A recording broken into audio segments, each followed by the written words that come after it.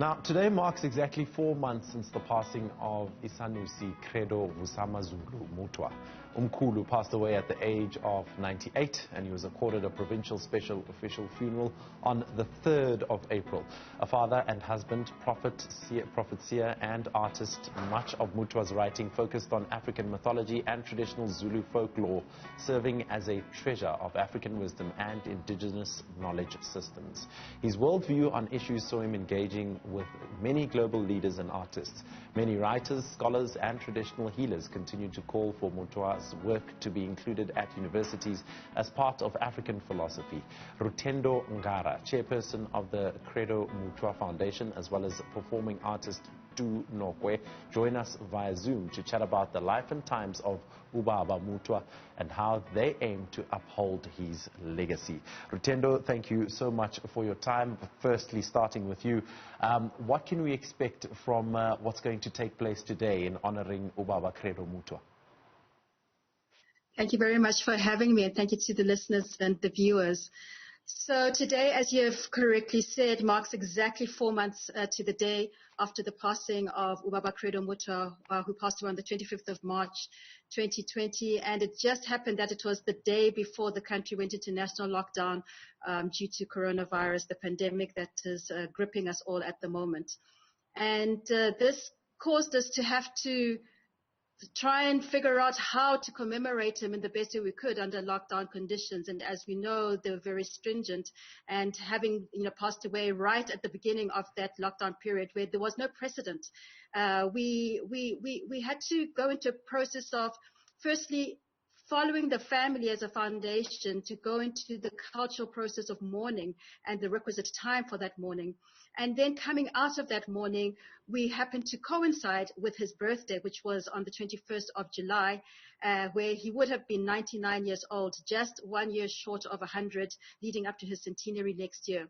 So we find ourselves at a confluence, an interesting confluence, where we're both marking the end of mourning for his passing, plus marking his life in terms of his birthday, leading up to the centenary. And because of this, the Credo Mutwa Foundation is launching today a dialogue, which we call the Credo Memoration Dialogue, which is a prelude to the annual Credo Mutwa lecture that will begin with his centenary in 2021. But this particular dialogue brings friends of Credo Mutwa who are able to look into the multiplicity of who he was. We're calling it living in the multiplicity of Mutwa because, as you have rightly said, he was a polymath. He was a seer, a sage, he was a healer, a teacher, a philosopher. He was a historian, he was an artist, he was a playwright, he was an orator, he was a sculptor, he was a writer, he was an indigenous knowledge systems holder, he was a cosmologist, he was a scientist, he was a Renaissance man, and he traversed many cosmologies, but all firmly rooted in Africa. And so what we would wanting to do in this particular prelude to the annual Credo Mutwa lecture is to show the different facets of him through experts in their particular fields which speak to a particular aspect of who he was. And that goes along generations. We have everything from the older generation right down to the kindergarten children who we say are passing on the torch to living his destiny at that time when, as you have said, we will see his works in universities, in preschools, because he wrote for the future in the many decades that he gave his works to this particular continent and to the world at large. Then in the evening, we are honoring him as a creative. As we know, he was creative in so many ways. He sculpted, he drew, he wrote, he painted, he told stories. And so we're honoring this through a collaboration of artists such as Nokwe, who's on the call with us, who are coming together to say, how can we give to him? And this we call living in the frequency of Mutwa, because we're drawing on the frequency of music, the frequency of poetry, the frequency of fine art to honor him in what we call a commemorative ritual of song and art and music. Which will be live streamed. Obviously, everything under the current lockdown conditions is virtual, so we'll be live streaming the concert as well as the dialogue that's starting at 9:30 today. All right, we do have on the line performing artist Mam Nokwe. Thank you for joining us on Weekend Dawn. I'd like to find out from you the inspiration that comes from uBaba Vusamazulu Credo Mutwa. Where did you draw the inspiration from? And also, do you feel honored that you're a part of the celebration and the commemoration today? Oh my gosh, you can't even ask that. I am so honored, you know, to follow on the footsteps and stand on the shoulders of Rutendo Ngara. He was huge, a man that used all his talents. He has these gifts as his pet. They say he used all of them. And concerning inspiration, I'm here today because I know who I am. And I used to go to his place, listen to his teachings, and they still linger in my head. So anything that says, let's keep this name alive, I'm in.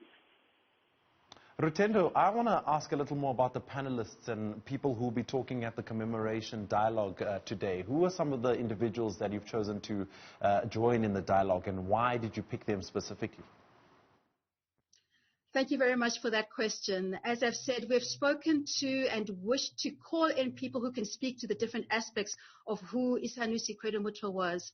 So we have people like uMkhulu Singiza, who's the founder of the Great Empire of Kemet, but also CEO of the Zinzi Mandela Foundation, who was not only a child of Baba Credo, but follows in the teachings that Baba Credo has taught over the decades.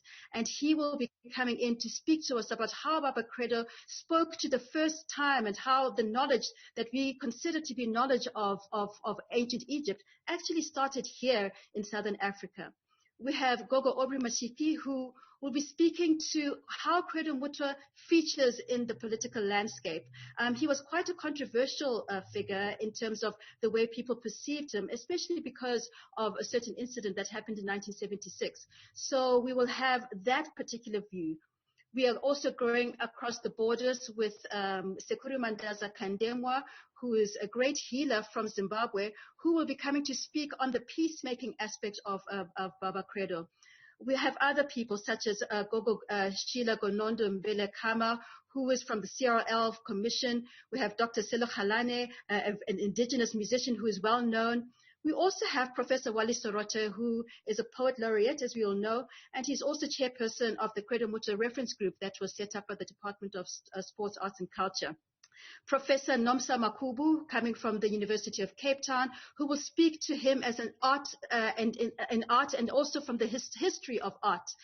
As a cosmologist, we have Mcholoko Zulu Matabozulu, who will be speaking to this particular aspect of how he saw the cosmos in everything that we see in his writings, in the sculptures and otherwise. He was also a healer, and therefore we have Gogo Pepsile Maseko of the Traditional Healers Organization, who will be coming to speak to that particular aspect of him. He also spoke to the youth, so we'll also come to a young healer, Khulu Zola Qashimba, who will also speak to how he was a naturalist, a herbalist, a traditional health practitioner. He has been said to be the Umsamo of the nation, to be the shrine of the nation. And so we're calling in the Umsamo Institute, who will also be coming to give some words about him. And then we know he was a storyteller, and so we have our very own Dr. Glinam Flope, who will be coming to tell stories as the torch was passed down to her, and she will be passing down to the younger generation. And he was also an international icon, and so we're very privileged to have Dr. Fania Davis, who's a social activist and civil rights attorney from the United States of America, who was actually trained under Baba Credo Mutwa, who will also be coming to give an international perspective about him. So it is quite a packed program. It will be led by Faye Shao from the Pan-African Cultural Experience and Alvin Sampier from Power FM, who will be our hosts for the day. Mamtu Nokwe, final question, just for you. How do you plan on keeping Baba Credo's legacy alive through your art and through your music? Well, I'm going to dig in now and read every book that he has written. And number two, when I write my music, I'm going to pick up from his words. When I work with the children, I'm going to use his teachings. So that's basically it. Thank you for your time. Rutendo Ngara, thank you for your time. It's been an absolute pleasure. Rutendo Ngara, Chairperson of the Credo Mutwa Foundation, as well as performing artist Tu Nokwe, joining us via Zoom and on the phone to chat about the life and times of uBaba Mutwa.